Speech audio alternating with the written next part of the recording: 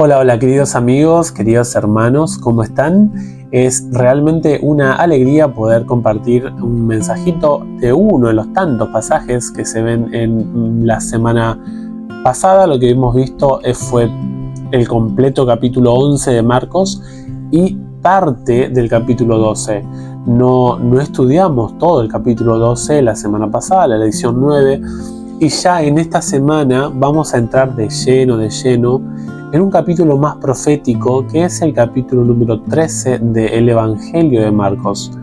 Y antes de pasar al 13, me gustaría hacer una pausa y leer la parte de los versículos del capítulo 12, del versículo 41 al 44. En este pasaje se cuenta la historia de una viuda que entra al templo y que, en contraste con la gente que tenía mucho dinero, ella dio todo lo que tenía. Y es interesante que el Señor Jesús observa lo que pasa con esta mujer. Dice la Biblia que ella entregó 2 blancas. Si sacamos la cuenta, es un denario era lo que cobraba una persona un día de trabajo. Y la blanca era la división de ese denario por 128 veces. O sea, sacando el ingreso total de un día de trabajo, en Argentina capaz que sean, no sé, pongámosle un buen trabajo, 10.000 pesos, tendríamos que dividir esos 10.000 pesos en 128. Ese sería el total de cuánto dio la mujer, la viuda que estaba observando el Señor Jesús. Pero fíjate que el pasaje dice, ¿no?, que Jesús miraba cómo el pueblo echaba dinero en el arca. Fíjate que es interesante que Marcos nos revela las intenciones de Jesús. La mirada de Jesús ve mucho más allá que simplemente una mera cantidad. La mirada de Jesús es una mirada escudriñadora, es una mirada examinadora, a tal punto de que Él comprende y Él analiza las intenciones del corazón. Fíjate que lo que Jesús está observando es la calidad de la entrega. No está mirando la cantidad, sino la forma en que se da, los motivos, las intenciones, más allá de las circunstancias que se están pasando, de lo que se está dando. No se tiene en cuenta el contexto, sino que se da por amor, por fidelidad, por confianza en Dios. Y Jesús exalta a esta mujer y dice: esta mujer entregó mucho más que toda la gente que daba miles de monedas en sus ofrendas. Porque la gente que daba miles de monedas en esas ofrendas, en esos alfolíes, esas arcas del templo, daba de lo que le sobraba. O sea, recibía su salario, su ingreso, pagaba todas sus deudas, pagaba todos los impuestos, pagaba todos sus deberes civiles, también de sus deudas personales, familiares, y luego daba a Dios de lo que le sobraba. Y capaz que no daba todo lo que le sobraba, sino que daba capaz que una parte de la sobra. ¿Sabe lo que está destacando aquí Jesús? Es cómo tú das a Dios lo que tú le estás dando. Y en segundo lugar es no dejar a Dios para último lugar. Jesús nos está instruyendo acá de colocar a Dios en primer lugar. Y una tercera lección que podríamos sacar de este pasaje de forma rápida es que Dios y el cielo sí tienen muy en cuenta quién es tu prioridad.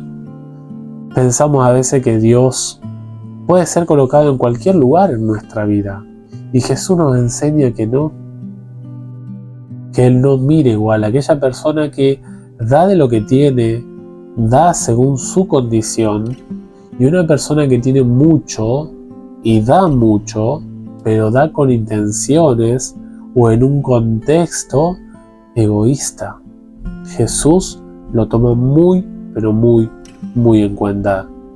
Ahora, quisiera yo reflexionar en tres lecciones que nos deja esta historia. Esta historia no la tenemos que pasar por alto porque es una lección profunda sobre las ofrendas, sobre la entrega a Dios de todo lo que Él me da. Y la primera lección que podemos nosotros sacar es que Jesús avaló, o sea, apoyó la idea de que se entreguen ofrendas para el avance de su obra. Y es interesante que le da la responsabilidad a hombres que trabajen en la administración, en la tesorería de los ingresos de Dios. Ahora, nosotros sabemos que, por lo que hemos visto en el capítulo 12 y 11, que los líderes de Israel eran personas injustas, eran personas mentirosas, eran personas que les gustaba el comercio, eran personas codiciosas e igualmente administraban las cosas de Dios. Sin embargo, nosotros vemos la exaltación y la bendición y la aprobación de parte de Jesús para una viuda que dio todo lo que tenía. Primera lección. Algunos dicen, en la iglesia se administra tan mal. Yo sé que este pastor, miren, yo he escuchado literalmente, amigos, esta frase de personas que no son de mi iglesia. Esto pasa por ahí un poco más en las iglesias pentecostales. Yo escuché literalmente, yo en la facultad hacía campañas de salud, era un programa de venta de libros para obtener una beca de estudio para todo el año, y hablaba con mucha gente de todas las religiones. Y una de las cosas que más me acuerdo en el enojo de la gente, en el desagrado con el término iglesia de la gente, era: mi pastor Ezequiel, mi pastor, yo lo conocí, vino acá a mi ciudad, literalmente, perdón la expresión, con una mano atrás y una mano adelante. O sea, una expresión que denotaba total pobreza. Una persona sin bienes. Y ahora míralo, Ezequiel. Yo te llevo a la casa de mi pastor.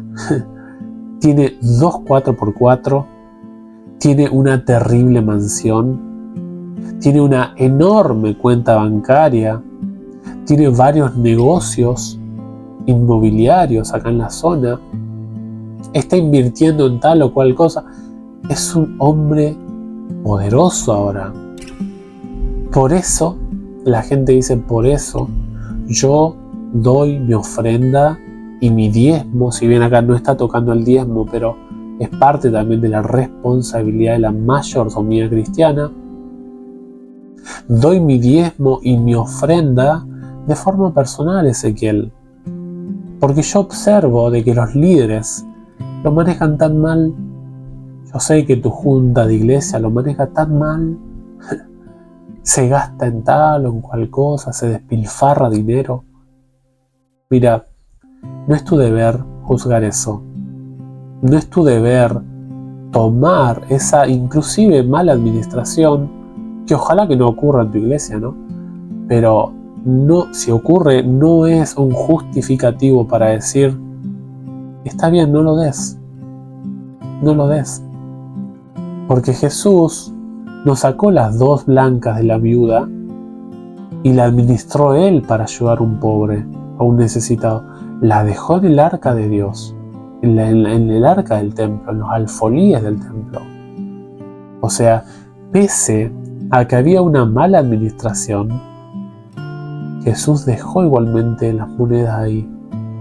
Porque cada líder, sea que estés más o menos cerca de la tesorería de la iglesia, tendrá que dar cuentas a Dios.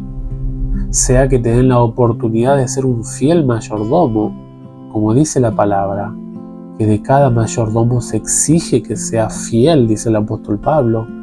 en 1 Corintios 4, se te va a pedir cuenta, sea que fueres parte de la tesorería de la iglesia, o sea que fueres parte simplemente de un miembro que da su ofrenda,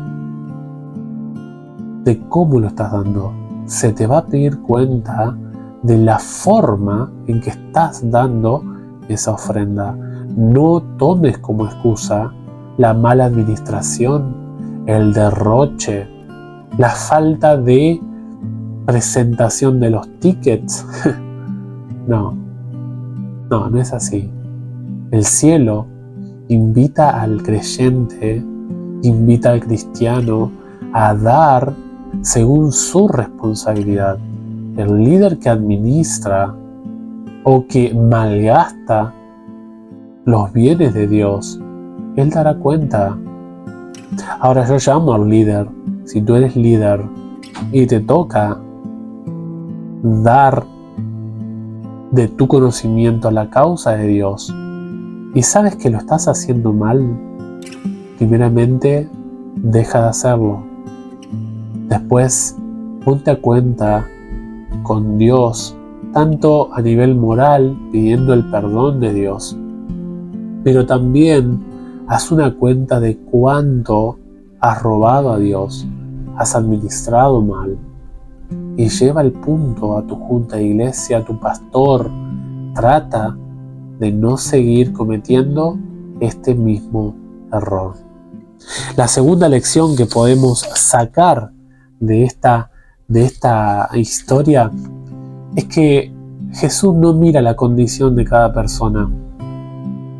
A veces pensamos, y está bien, ¿no?, que el pobre está imposibilitado a ofrendar. Nosotros, los solventes, los pudientes, los más sabios, entre comillas, gracias a Dios tenemos la sabiduría, pero los más sabios, eso se tiene que hacer cargo de las cosas de Dios, de la administración, de la tesorería de la iglesia de Dios. Sin embargo, según Cristo, el pobre también tiene el deber de apoyar la obra de Dios. Porque Dios no mira tanto la cantidad, sino Dios mira la calidad en proporción de lo que podés dar. Fíjate que esta mujer había dado poquísimo, pero Jesús lo valoró y la exaltó, no por la cantidad, sino porque según lo que podía dar, según lo que podía hacer, ella daba. Y ella lo dio. Y Jesús exaltó esta conducta. Ahora, seas pobre, seas clase baja, seas clase media, clase alta, tú tienes que cumplir el deber para con Dios. El pobre también tiene responsabilidad para con Dios. No creas, querido amigo, que por ser pobre tú estás exento de cumplir el deber con Dios. No. Tú estás llamado a ser responsable, a ser también un buen mayordomo de Dios. No creas que por tu condición necesitada, pobre, puedes justificarte ante Dios y decir, no tengo, porque sí tienes. Puedes tener $2.000 como puedes tener $1.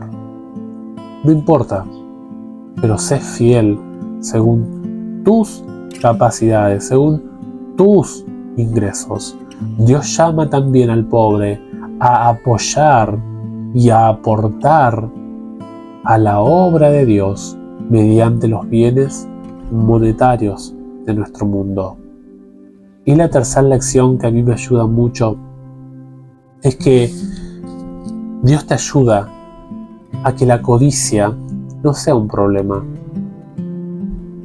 Dios te llama a que puedas ser consciente de que el dar es una experiencia que te permite disfrutar de una felicidad, porque Jesús dijo, y el apóstol Pablo lo cita en los Hechos, ¿no?, que es hay mayor felicidad en dar que en recibir. Es una experiencia que pasa el dador, el que entrega a Dios, el que ofrenda a Dios.